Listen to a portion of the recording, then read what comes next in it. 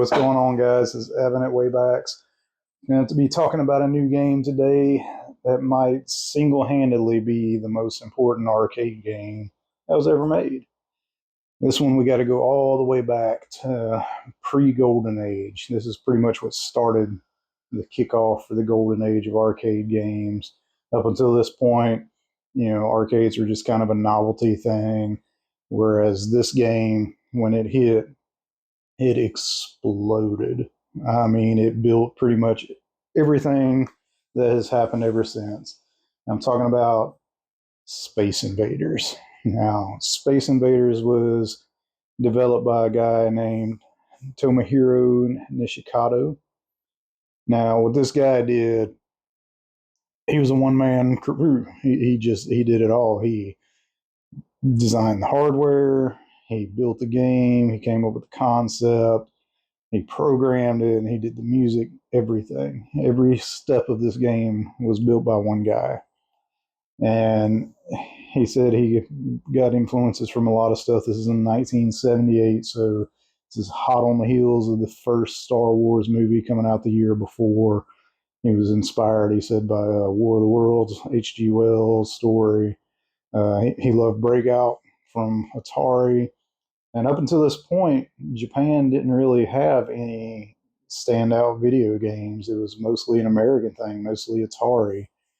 And so he came out with the concept for Space Invaders. It pretty much was the first shooter game. It high score saves and is credited. Space Invader was the first game with high score saves, and as you all know, that's pretty much what video gaming is about, right? Like chasing the high scores. And so what that did, it kind of created basically what we call esports today, competitive gaming. And it was just humongous. There wasn't really standalone arcades back in the day.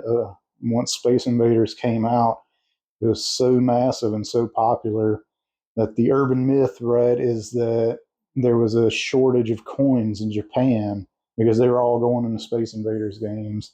There was entire buildings with nothing but Space Invaders in it, and they were called invader houses. That's just how, profound this game was. And so, it really revolutionized video gaming. It had people go from, something that was just some novelty amusements to calling themselves gamers. And it was huge, huge, huge, huge. Cannot understate it enough in Japan. And of course, this was in '78. We didn't get Invaders until the 1980 in America. Bally Midway put out the stand-up cabinet and a cocktail version for release in North America, and Atari got the rights to release the game on the Atari 2600. And this was the first arcade game ported to a home console, was Space Invaders. And for Atari, it was the first cartridge that they sold over 1 million copies of. I mean, the amount of money that Space Invaders made is just staggering. I think it was upwards of like 5.4 billion to date. So many sequels were spawned with it. I mean, it's crazy. I'm sure everybody has seen Space Invaders in pop culture. It was everywhere. The Invader character. It's pretty much come to symbolize video games in general, even to this day. It's been in movies, it's been on merchandise, and as you recall, on Pixels, they were fighting the invaders. It's pretty much the premise of the movie with Space Invaders. But it's such an iconic classic. And it was the first time that you saw that many enemies on a screen at the same time, all moving. It's just insane. So without any further ado, let's go save the world from some invaders. All right, so if you want to see Space Invaders, it is definitely a classic. So it's in our classic row. And guys, I got to say, this is one of my favorite cabinets designs ever. The artwork is awesome. course, the game came out in 78. We didn't get it until 80 with Midway. Midway Ballet putting it out there. And so the game, right, it was just a black and white. And so what Midway did really cool is they made a pseudo 3D effect. So what you're seeing as background is actually behind a one-way mirror. And the screen is down there. The image is reversed and mirrored, shining up onto the front part of the glass.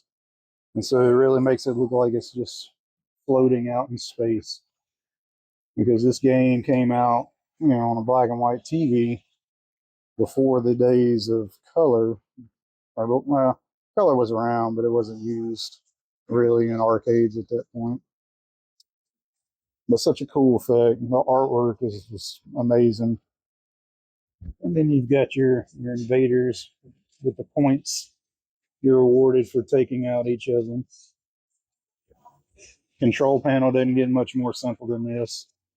Left and right with a shoot button. Player 1, player 2.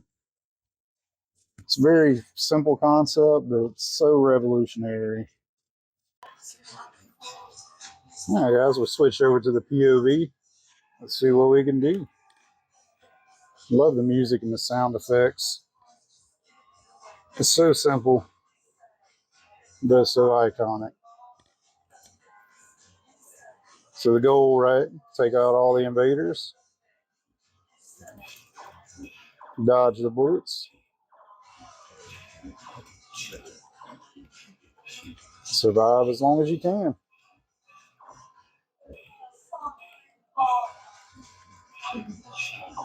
You can shoot their bullets. You can hide behind the bases. Kind of use the bases to shoot through. They get down to the bottom. The invasion happens. And the Earth is doomed. If you can manage to hit the flying saucer up top, you get big points.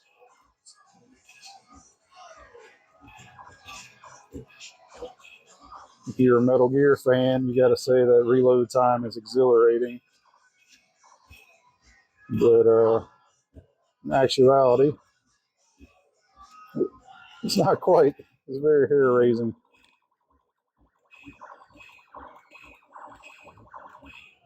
But that's kind of what keeps you going.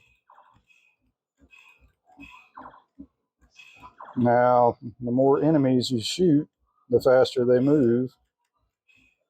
The beat of the music picks up. Now, it was actually an accident. It was due to the processor's speed. With having to deal with less sprites, it was able to compute faster and move the characters faster. But the creator decided that was a happy accident and made the game harder, so he kept it in there. Which, let's be fair, this game would be so much harder this way. It kind of makes that competitive feeling that much more thrilling. I've only got one life left, and right now it's pretty much timing. And they got me. Such a cool game. It's an addictive game. We're going to give it one more round. Now, it keeps high scores if you keep the machine on. So every night when the arcade is closed and we turn the games off, the high score for the day disappears. So right now, I've got the high score for the day. But that's not saying much considering it's 930 points.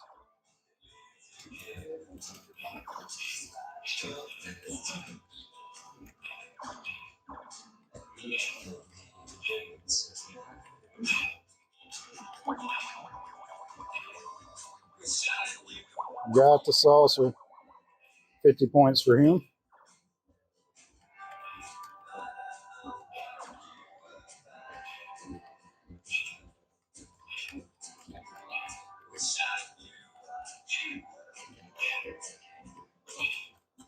It's tough to get those guys at the top.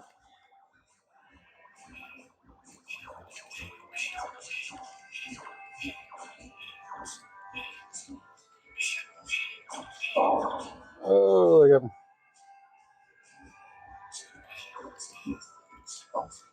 got me again.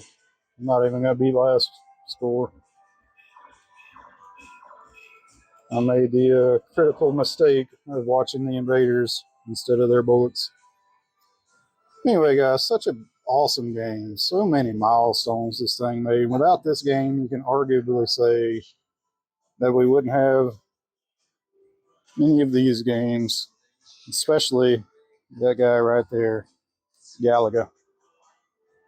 Galaga, of course, is a huge influence from Space Invaders.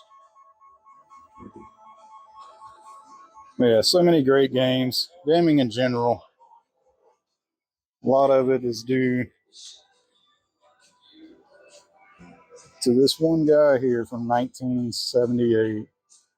This one game made by one man turned gaming into what we know now. It's incredible to think about. Anyway, guys, we'll wrap this video up, and we will catch y'all on the next one. Let me know what y'all think. Let me know what you'd like to see next. If you haven't, leave a comment, subscribe to the channel, and we'll keep the content coming. Take care. Later.